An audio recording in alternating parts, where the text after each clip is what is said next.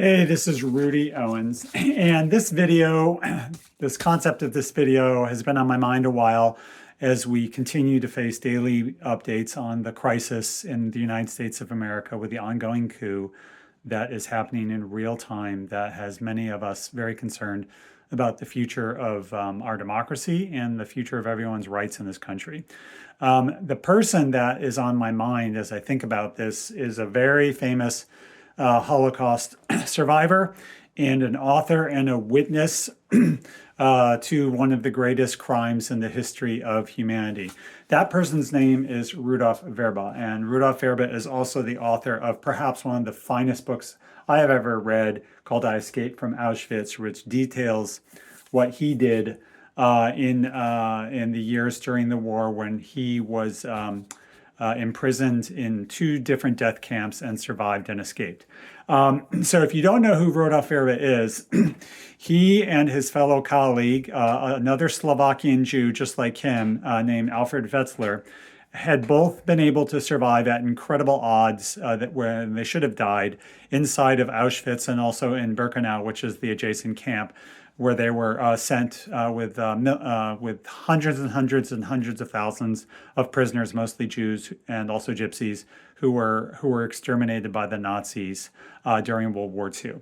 What they did, what was so famous, was in April 1944, they were able to participate in an escape organized by the underground movement within the camp with the help of the camp underground. They did that by hiding in a pile of woods in a section of the camp known as Mexico, where they were expanding the camp, the Nazis, as part of their efforts to speed up the mass murder of Jews, primarily in Hungary at that time. 800,000 Jews were in Hungary at that time as Nazi Germany was losing the war. They were speeding up the mass murder of surviving Jewish civilians.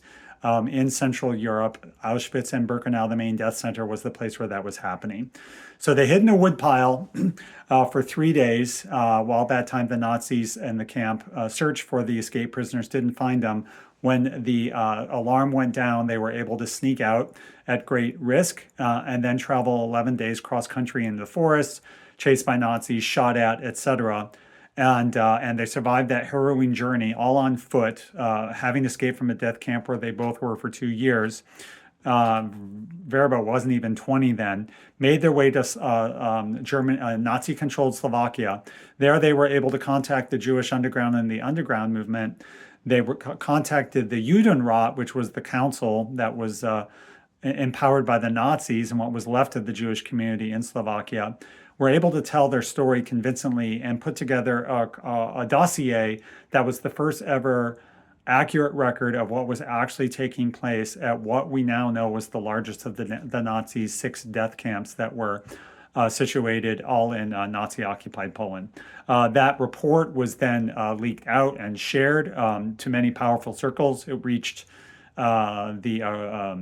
the Catholic Church, the Roman papacy. It reached Winston Churchill. It reached President Franklin Roosevelt. It reached Swiss media. As the media stories began to filter out, it became a global story about what actually was going on. Basically, what happened was that report pierced the lies of Nazi Germany that had been going on for years about what they were actually doing, which was the Holocaust, which was mass murder of civilians, primarily Jewish civilians, but also Roma and the Sinti Romani, the Gypsy community in Europe. And that brought great attention to what was happening. And that gummed up, so to speak, the efforts of the Nazis to kill all of the Hungarian Jews.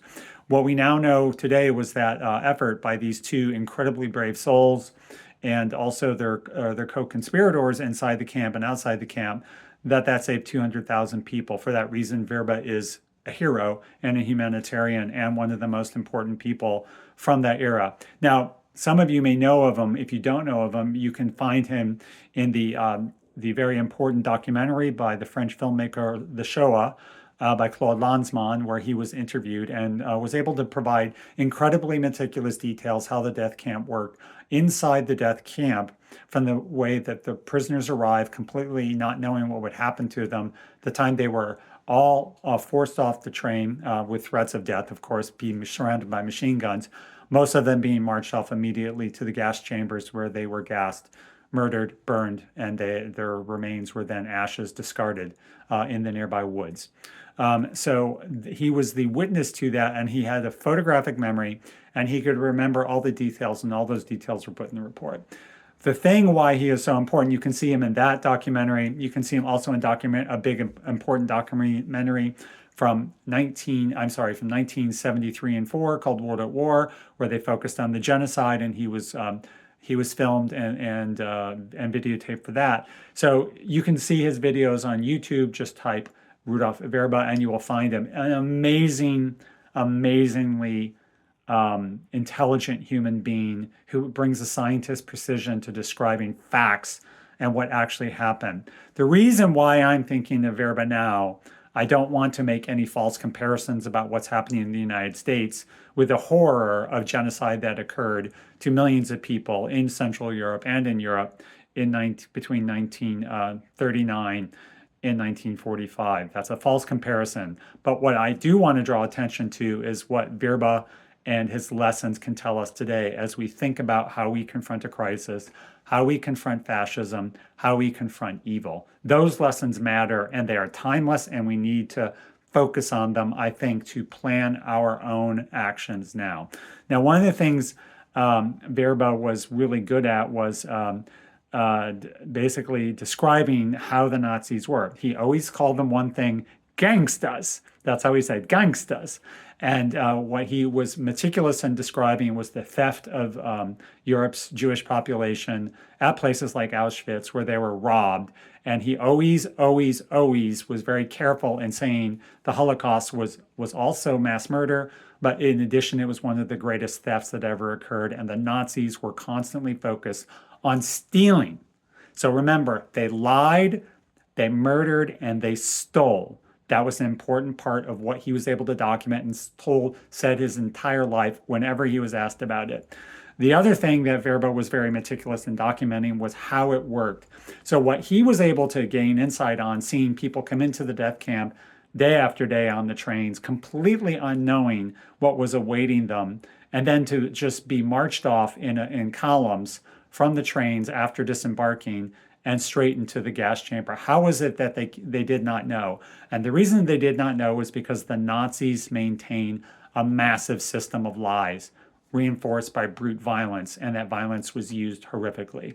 But the lies were foundational to the Nazis' method of control and stealing and conquest and harm.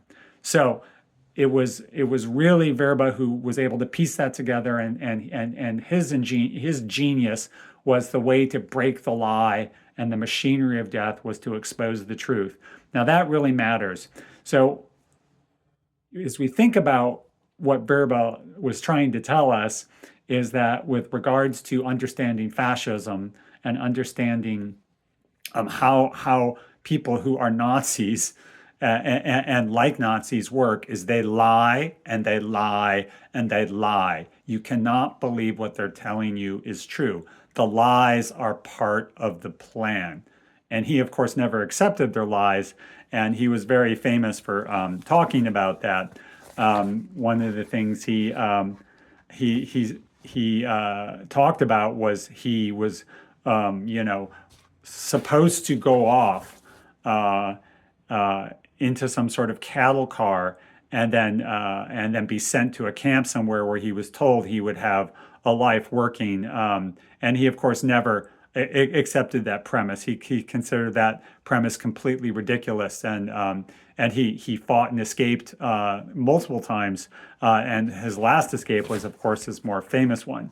But the other thing I think Vrba is telling us today is that it is very hard for people to understand how fascism works. One, people have a hard time of dealing with the concept of those who just lie and are out to cause evil. And that's very hard for people to process, even in a system rooted in violence. And then he also said it's just hard for people to accept what this reality is. And he talked about the survival mindset in the camp. And he said the first sign of surviving was accepting a different mentality, accepting reality, which is so very different from the textbook from which we have been educated and still living. And he repeated multiple times in different ways that the people who died were those who could not accept reality, and those who could figure it out had a chance. He said, I think many people died in Auschwitz very fast because they could simply not face that this is real. Now, he said that in an interview, and it's remarkable. Others have said that too, but it tells us something about today. We are faced with a situation today that seems completely unreal, premised on lies, premised on control, premised on threats, premised on basically bullying tactics and an authoritarian state that's in the process of being made.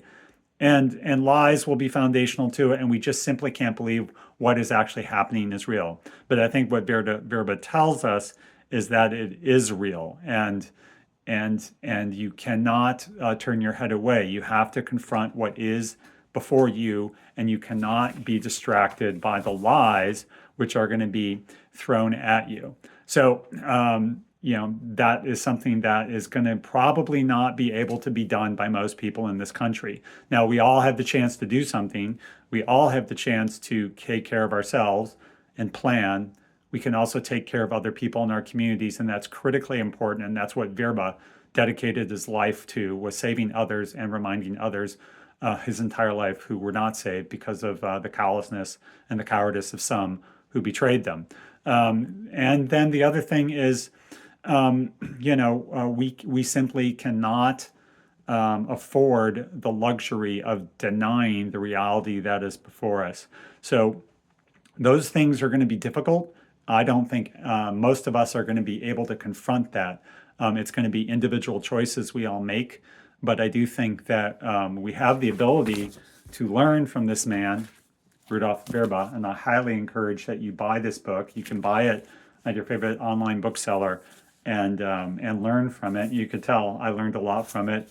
I read it all the time. As we face the challenges ahead, and they're going to be different challenges, not like what he faced in 2 different death camps and millions of others who did not make it. But we are going to be faced with dark times. And it's going to be up to us to figure out what to do.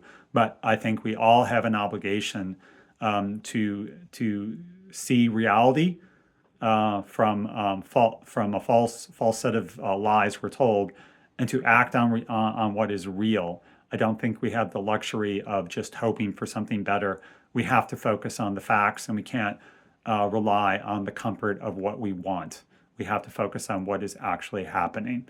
And with that, I hope you get a chance to learn about Rudolf Vrba, and that you take care of yourself, you take care of those around you, and you do what you can. Not all of us can do everything. We can do something, and I wish you the best.